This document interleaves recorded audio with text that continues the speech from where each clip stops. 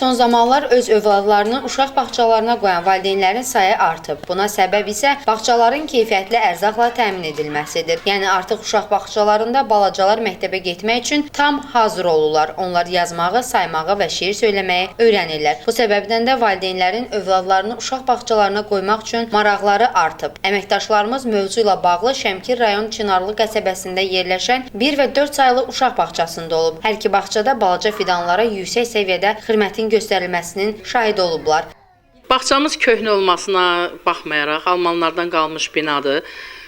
Təmirsiz olmasına baxmayaraq biz çalışırıq ki, gündəlik davamiyyətimizi, təlim-tərbiyəmizi necə lazımdır, səliqə-səhmanımızı saxlayaq, üstümüzə düşən öhdəlikləri lazımınca yerinə yetirək. Bağçamıza ayda 2 dəfə ərzaq gəlir. Ərzaqımızın keyfiyyətindən razıyıq, ərzaqımızın gəlişindən çox razıyıq. Vaxtında ərzaqla, ət məhsullarla bağçalarımız təmin olunur. Bir işçi olaraq, bir tərbiyəçi olaraq və bu müəssisə idarəçisi olaraq demək istəyirəm ki, biz dövlətimizdən, Qaza Tovuz Regional Təhsil Şöbəsinin rəhbərliyindən, sektorumuzun rəhbərindən çox razıyıq və minnətdarımızı bildirik ki, bu cür şəraiti bizə yaradırlar. Övladlarımızı bu cür, belə deyək də, şəraitdən təmin edirik. Düzdür, binamız köhnə bina olsa da, müəyyən təmirə ehtiyacı olan bina olsa da, ərzaq baxımından narazılığımız yoxdur.